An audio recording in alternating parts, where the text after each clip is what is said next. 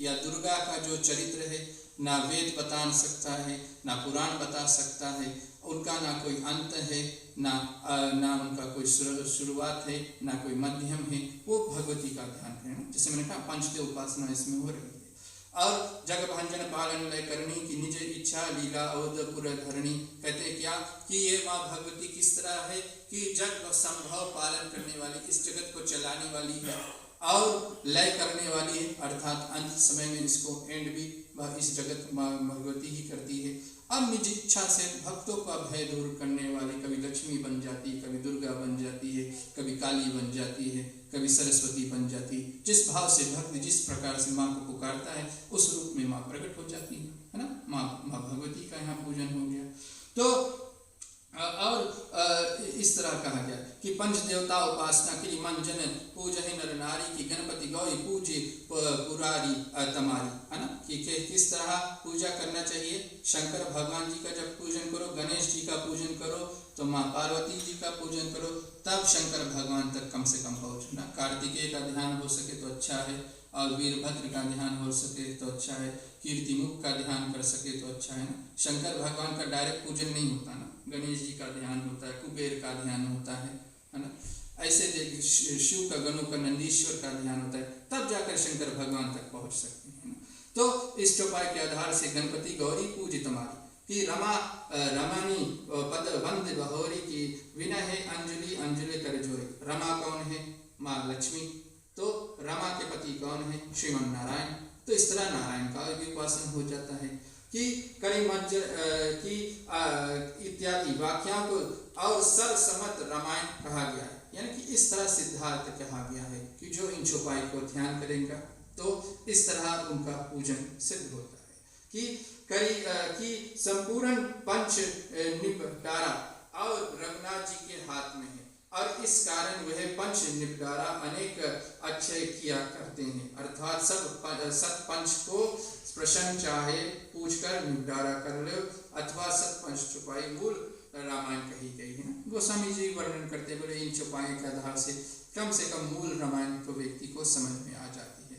आज पाठ करने से संपूर्ण मनोरथ भी सिद्ध हो जाती है। ये चौपाई को जो रोज गाता है, जितनी इच्छाएं होती हैं बोले वो भी व्यक्ति को प्राप्त हो जाता है, और सिद्धियाँ भी प्राप्त हो जाती हैं। बहुत महात्मा का कथन है कि ये चौपाइयाँ क्या है, राकार और माकार भी एक चौपाई है ना। रा कहो तो राम हो जाते हैं, और रा करो राकार भी एक भगवान का नाम है, और माकार भी राम का नाम है ना। जैसे रा कहे तो कम से कम मरने के समय अगर कम से कम रा निकल जाए, भले कुछ और नहीं पूरा राम नहीं बोल पाओ, कहा गया है संतों के आधार से वो व्यक्ति मुक्ति धाम को प्राप्त कर लेता है। लेकिन वही व्यक्ति को याद होता है अंत समय में राम का नाम, जो हमेशा बोलते ही रहता है ना। रोज बोलोगे तभी तो एंड टाइम में याद आई राम का नाम, है ना। तो राकार माकार भी कहा गया। अथवा कि 105 चौपाई मुख्य है, अब पढ़ने से सभी पाप दूर हो जाते हैं। कुछ नहीं, अगर ये सारे चौपाई नहीं याद कर सकते, कम से कम जो 5 चौपाई हम गाते हैं ना, देखिए रामायण सुरतरु की छाया, दुख वह दूर निकट जो आया, कम से कम ये 5 चौपाई तो याद कर कर रखो कि अपने जीवन काल में, ताकि जितने दुख दूर और पाप दूर हो सके। आगे चंदो और दोहा के आधार से हम देखेंगे कि क्या होता है। कथा का समय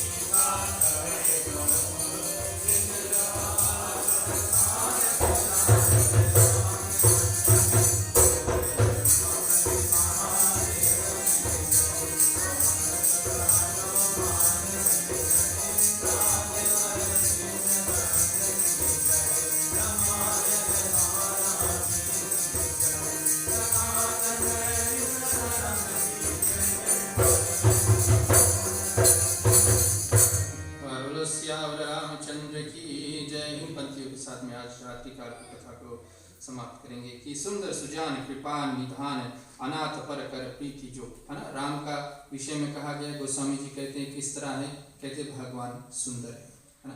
भगवान के समान सुंदर कोई और व्यक्ति है नहीं, कोई स्त्री नहीं है, कोई पुरुष नहीं है कि भगवान के समान कोई सुंदर वाला हो। और सुजान यानी कि सब कुछ जानने वाला केवल एक है, कौन, श्री राम। और कृपा की निधान, है ना, सब कुछ जानते भी हैं, यानी कि हमारे सभी भेदों को जानते हैं कि भगवान कितना पाप कर कर बैठे, कितना पुण्य कर कर बैठे हैं, लेकिन फिर भी क्या है, भगवान कृपा की निधान है ना। हमारे पाप कर्मों को अलग कर देते हैं ना, हम उनका ओढ़ नहीं देखते ना कि क्या पाप कर्म कर कर बैठे हैं। कहते हैं फिर भी भगवान क्या है, कृपा की निधान है। फिर उसके उपरांत एक तो कृपा निधान है, फिर दीनों के ऊपर कृपा करने वाले भगवान है। जो दीनता युक्त होकर भगवान के ऊपर भगवान के प्रति शरण में चला जाता है, भगवान उसको ताड़ देते हैं, है ना। अगर व्यक्ति इस तरह स्वभाव वाला होगा तो बड़ा जल्दी भगवान को प्राप्त कर लेगा ना। एक तो भगवान क्या है, कृपालु भी है, फिर दीनों के नाथ भी है, तो दीनों के ऊपर कृपा करने वाले हैं। ऐसे राम ही है ना, केवल राम ही इस तरह का स्वभाव वाला हो सकता है, और कोई नहीं हो सकता, है ना, जो सभी के ऊपर कृपा करते हैं और जो कि कामना रखते हैं परंतु अपने जन्म में अति प्रिय मान वाले, ऐसे मुक्ति को देने वाले हैं ना। एक तो सब कुछ प्रदान करते हैं, जीवन काल में सुख प्रदान करते हैं, संपत्ति प्रदान करते हैं, प्रतिष्ठा प्रदान करते हैं भगवान। और तो इसके उपरांत कि क्या, मुक्ति भी दे देते हैं कि फिर से आवागमन चक्कर से काटना नहीं पड़ता, फिर से जन्म लेना नहीं पड़ेगा, फिर से इस तरह मनुष्य देह में आना नहीं पड़ेगा।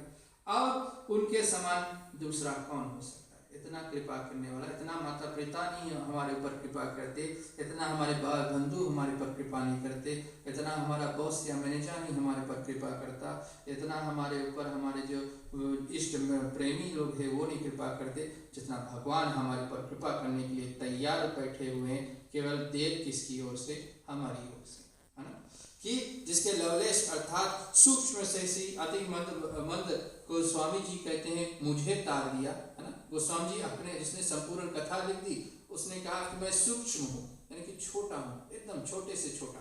कहते हैं क्या, ऐसे मेरे मति मंद, यहाँ भी कह दिया कि मेरे पास दिमाग नहीं है। गोस्वामी जी कह देते हैं कि तुलसीदास जी कह रहे हैं कि मेरे पास दिमाग नहीं है, बोले मुझे तार दिया कि तुलसीदास ने परम विश्राम पा लिया, बोले तो सभी को क्यों नहीं भगवान तार सकते।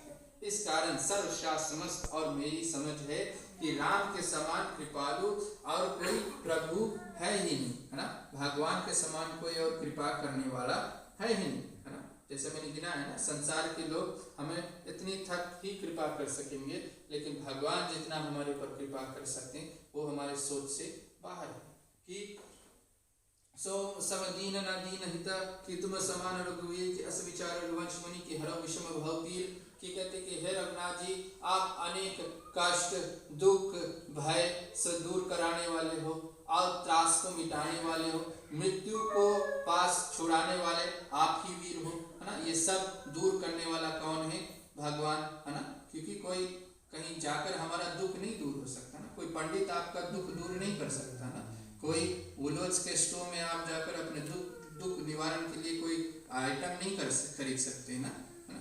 केवल भगवान ही एकमात्र व्यक्ति है जो आपका दुख को दूर कर सकता है। भगवान ही एकमात्र व्यक्ति है जो आपके त्रास को दूर सकता है। भगवान ही एकमात्र ऐसा है कि जो आपके मृत्यु भय से दूर कर सकता है ना, वही एक ही वीर है।